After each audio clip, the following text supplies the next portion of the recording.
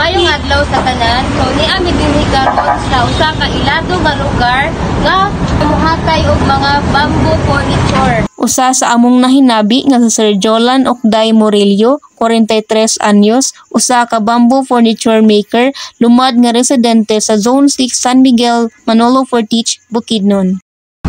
Ako rin usa ka panday ko, mo finance ko na po ko. Matud pa ni Jolan nga sila usab anda mubuhat sa nagkalain-laing klase sa kubo.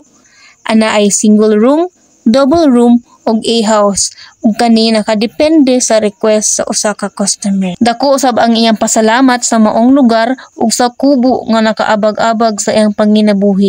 Dako ang pasalamat dinali sa mga tawan diri sa Rocksides diri sa San Miguel na kining na himo na mo ni nga bay kubo kay dako kay katawag sa among panginabuhi. Kayod lang ay mga customer daghan basta na sa highway. Muni nga best ani nga livelihood kay akong impact sa mga residente diri kay sa una way mga trabahong tao diri karon naanay ang trabaho ay bisan diri tama sa imong ma-display mahalin gid siya. Ang talento sa pagpamanday nakuha kini niya sa iyang amahan. Ako gyung papa panday gid siya. So nakuha lang na ako ng idea na ako'y gamayng talent. Matud pa niya nga ang unang mga produkto nga iyang na-display kay ang mga sala sets. Hantod sa nagkalain-lain na ang forma, adunay open space, single room ug double room. Ato pa ni siyang sala set. Sa single, sa kasopa, sa katibon mo ka na muna gid diri nga mga display namo. Anto dayon nga na-discover na mo ang open cottage ng paulayan ng siya, Ariana. Open cottage siya.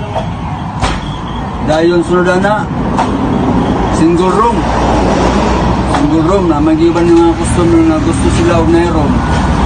So, para safety ay single room. Antod nga double room. Kung sa gusto sa customer among buhaton. So, customize me sa area, labi nagdag ko dito sa area Buhaton. Kini siya, mga maximum may makarga sa L. Excess lang yung mga size dito na Buhaton sa area.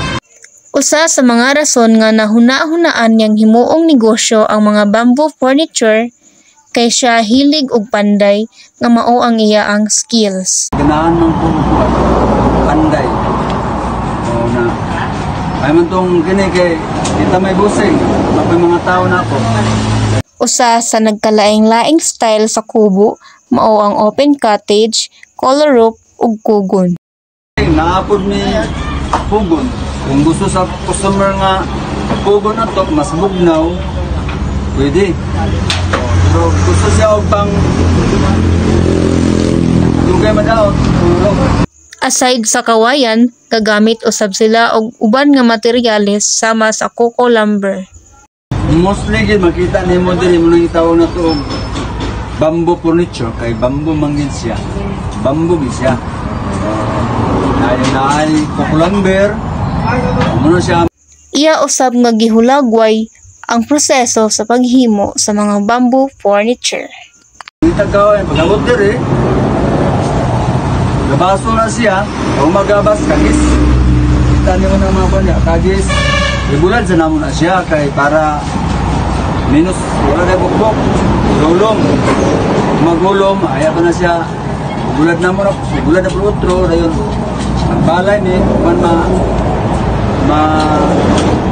uga na siya, amo na siya idingding, amo na itaon. Dayon yung matatok na mi.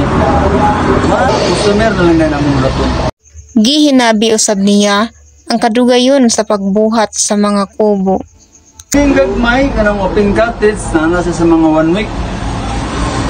Kung single room, 2 weeks. Double room, pwede rin na siya, depende lang sa customer. Kung magdali siya, apong pabuliman ng tao. Kung sample, ang open cottage, instead nga mahimo siya og 1 week, kung gusto niya og 3 weeks o 3 days, pwede. Kaya dungagan na tugtao, dungagan na tugtao. Lahi ang magsalog, lahi ang mag-bracing, ano. Sa depende lang. Pero kuan kung kani mga ban nga mga nagtunan gyud single room or 2 rooms para quality ang atong trabaho. At matag wa nag 3 weeks. Quality na siya, hindi nga nagpasok.